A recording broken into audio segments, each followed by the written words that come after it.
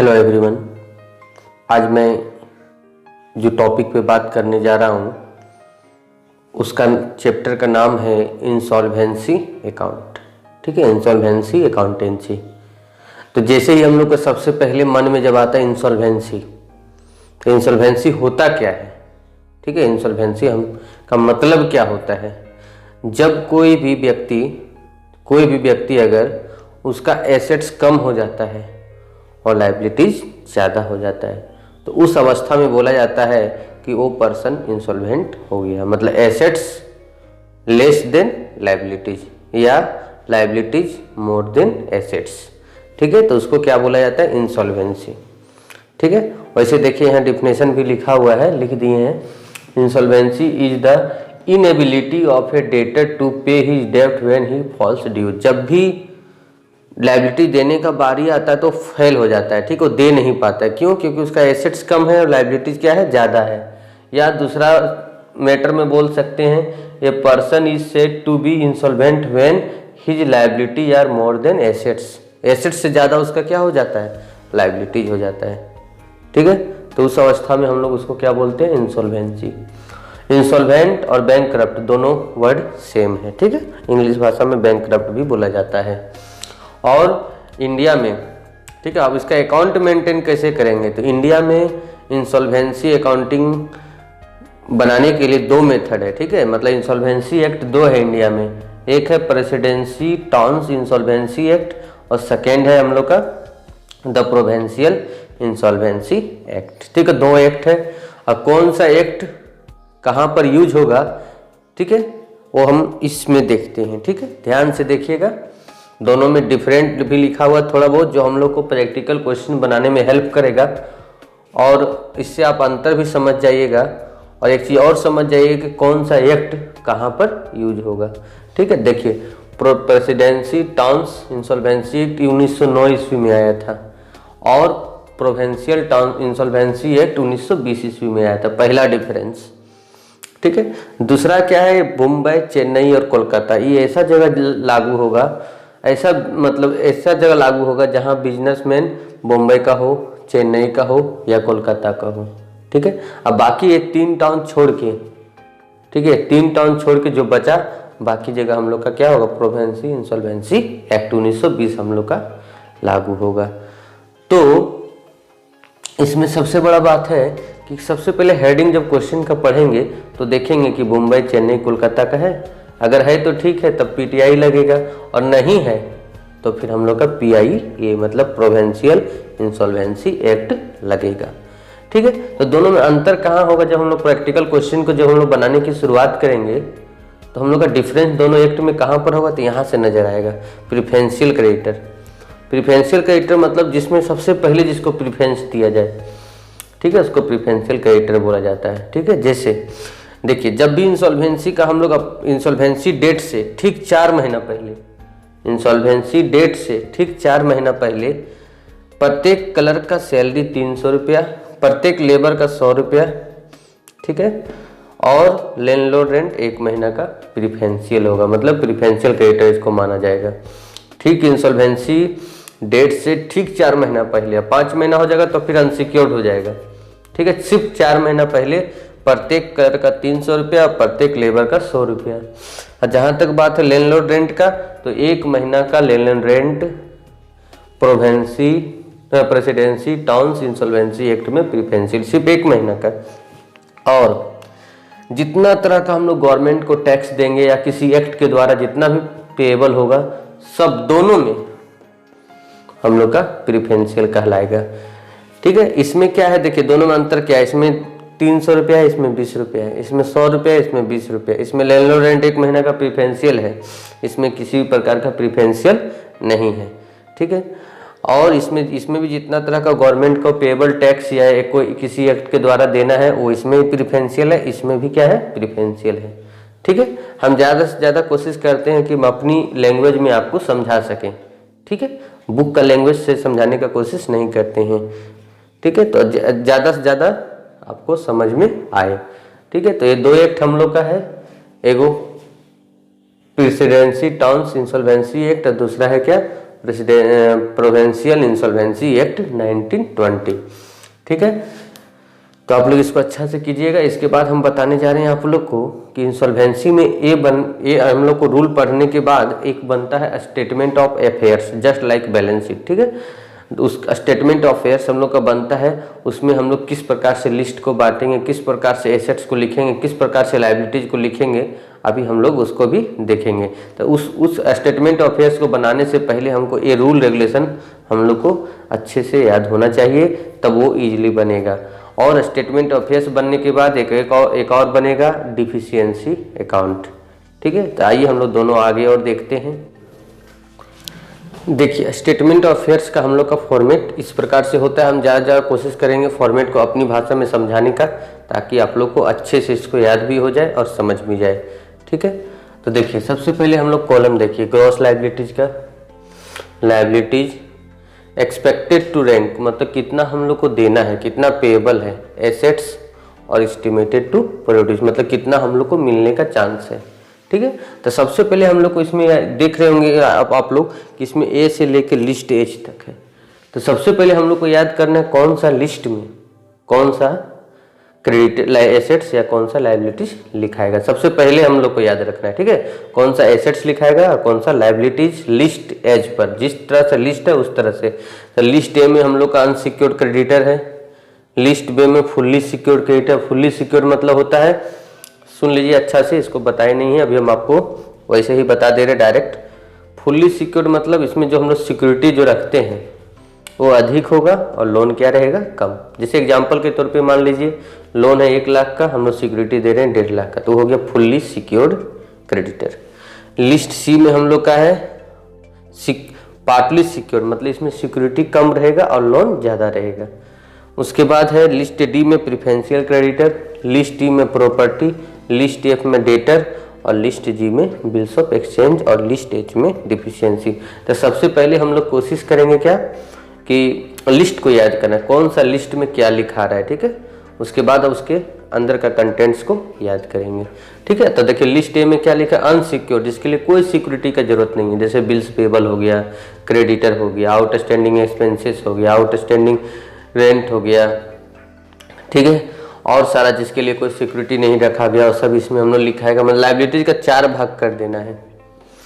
List B में जितना का क्रेडिटर होगा उसमें से सिक्योरिटी वैल्यू, जो सिक्योरिटी रखा हुआ होगा अधिक सिक्योरिटी, उसको यहाँ लिख देंगे। जो डिफरेंस रहेगा उसको सरप्लस लिख के रखेंगे। जैसे मान लीजिए क्रेडिटर था 1 लाख का, हम लोग सिक्योरिटी दिए 1,20,000 का, 20,000 पे सरप्लस यहाँ फिर लिखाएगा। ठीक है, उसके बाद लिस्ट सी में पार्टली सिक्योर्ड, क्रेडिटर जितना भी रहेगा लिख देंगे, सिक्योरिटी वैल्यू लिख देंगे, इसका अमाउंट यहाँ लिखेंगे। क्यों? क्योंकि इसमें हम लोग का जो बच गया वो हम लोग को देना है ना दोबारा, इसलिए हम लोग इसको यहाँ पर लिखेंगे।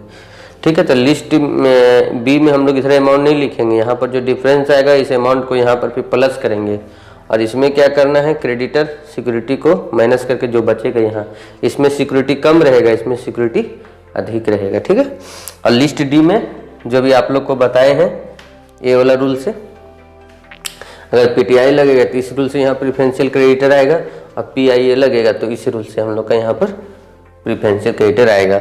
अगर किसी को प्रकार का क्वेश्चन बना रहे जिसमें सैलरी वेजेज दिया हुआ है लेकिन नंबर ऑफ क्लर्क नहीं दिया हुआ है, तब उस अवस्था में हम लोग क्या करेंगे, टोटल का टोटल सैलरी और टोटल का टोटल वेजेज हम लोग का प्रिफरेंशियल कहलाएगा।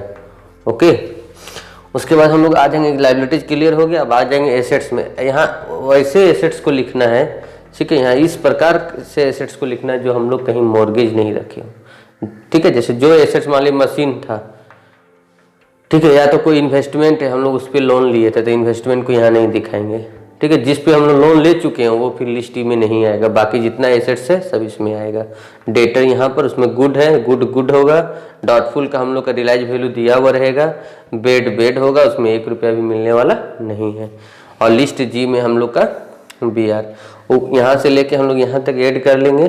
ठीक है, यहाँ से यहाँ तक हम लोग ऐड कर लेंगे, जो बचेगा यहाँ पर उसमें से सरप्लस जो यहाँ पर से आएगा उसको ऐड करेंगे, और प्रिफरेंशियल क्रेडिटर जो यहाँ पर लिखे हैं ऐड करके उसको यहाँ पर माइनस कर देंगे, और ये दोनों का डिफरेंस जो होगा वो हम लोग का कहलाएगा लिस्ट एच, डिफिशियंसी अकाउंट। ठीक है, तो हम लोग इसको अच्छा से समझेंगे। और ग्रॉस लायबिलिटीज का देख लीजिए अमाउंट, ग्रॉस लायबिलिटीज में ये सब टोटल लिख देंगे, जितना भी मिलने का रहेगा ग्रॉस और जितना देना रहेगा इधर। इसमें सिर्फ क्रेडिटर के अमाउंट को लिखेंगे और यहाँ पर ऐड करके इसको, और इधर कुछ भी नहीं आएगा, इसको भी ऐड कर देंगे। ठीक है, तो इसको जहाँ भी नहीं समझ में आएगा वीडियो को रिवाइंड करके देखिएगा और अच्छे से समझिएगा। अच्छा से बताया गया है, आप लोग को सिर्फ ध्यान से सुनना है। ठीक है, अब इसके बाद आप लोग को बताने जा रहे हैं डिफिशियंसी अकाउंट। ठीक है, डिफिशियंसी अकाउंट, इसके बाद एक और अकाउंट बनता है जिसको बोला जाता है डिफिशियंसी अकाउंट। बताने से पहले आप लोग को टाइप्स ऑफ क्रेडिटर के बारे में जानकारी देना चाहते हैं कि कितने प्रकार के क्रेडिटर होते हैं। आइए देखिए, टाइप्स ऑफ क्रेडिटर में क्या है। सबसे पहले होता है अनसिक्योर क्रेडिटर। अनसिक्योर मतलब होता है unsecure creditor are those which do not have any security. ठीक है, जिसके पास कोई सिक्योरिटी नहीं रहता, जिसके पास कोई सिक्योरिटी नहीं मतलब उसके हमको उससे कुछ क्रेडिट लेने के लिए हमको किसी प्रकार का मॉर्गेज नहीं रखना पड़ता है, उसको अनसिक्योर क्रेडिटर कहते हैं। जैसे trade creditor, BP, bank overdraft, loan from friend, outstanding expenses, ठीक है, salary of manager, house hold any debts. ठीक है, ये सब हम लोग का क्या कहलाएगा, अनसिक्योर क्रेडिटर। और वेजेज और सैलरी, रेंट, लैंडलॉर्ड रेंट, अगर वो प्रेफरेंशियल नहीं है तो वो भी यहाँ पर हम लोग का अनसिक्योर क्रेडिटर में आएगा।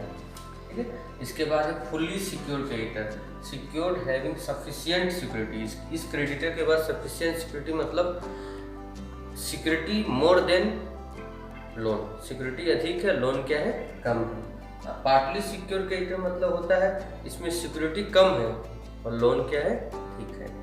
और प्रेफरेंशियल क्रेडिटर मतलब ऐसा अनसिक्योर क्रेडिटर जिसको पहले पे करना है, जिसका प्रीफरेंस है पहले, उसको बोला जाता है प्रेफरेंशियल क्रेडिटर।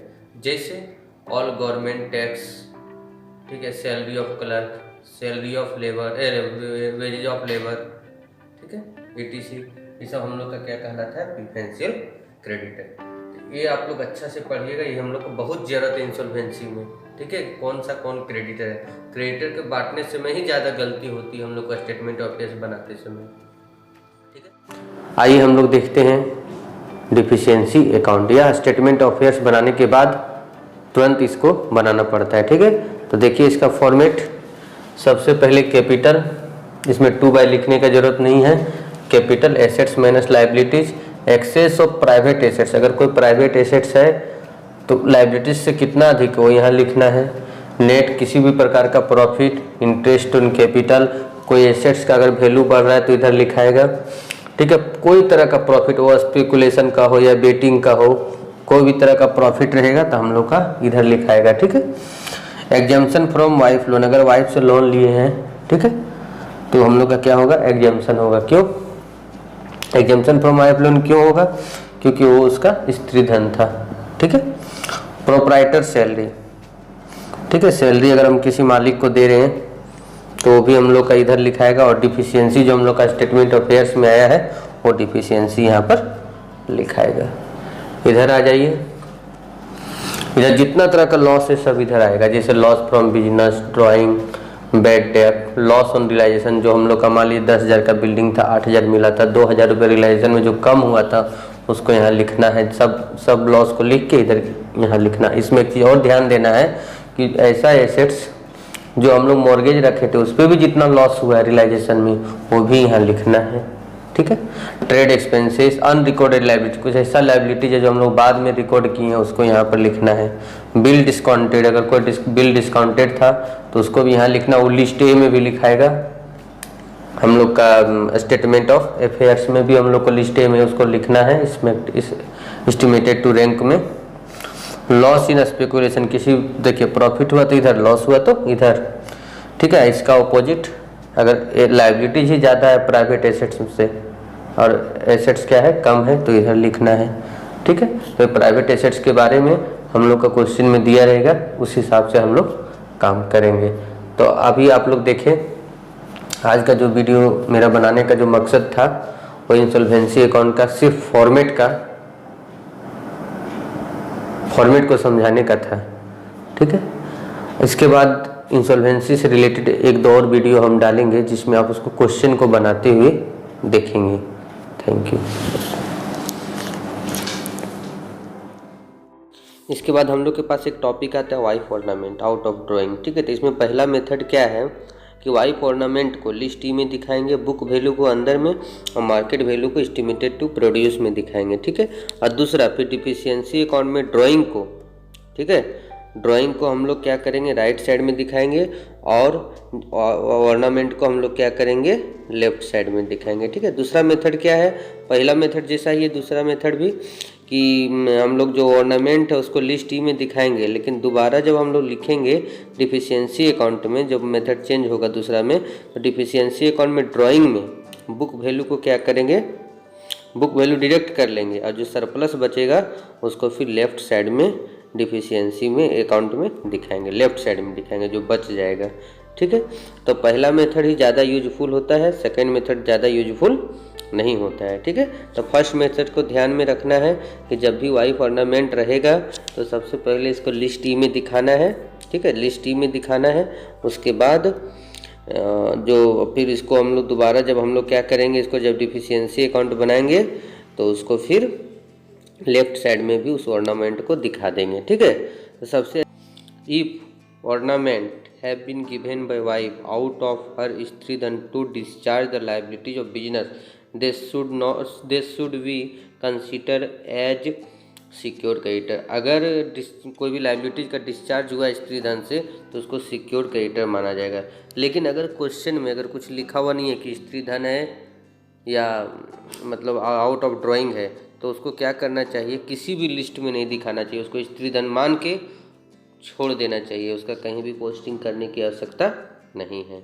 ठीक है, तो हम आशा करते हैं कि आप लोग वाइफ ऑर्नामेंट के बारे में भी अच्छा से समझ गए होंगे, और जहाँ थोड़ा बहुत दिक्कत होगा जब क्वेश्चन बनेगा, जब एक दो क्वेश्चन हम लोग प्रैक्टिस करेंगे तो ऑटोमेटिक इसको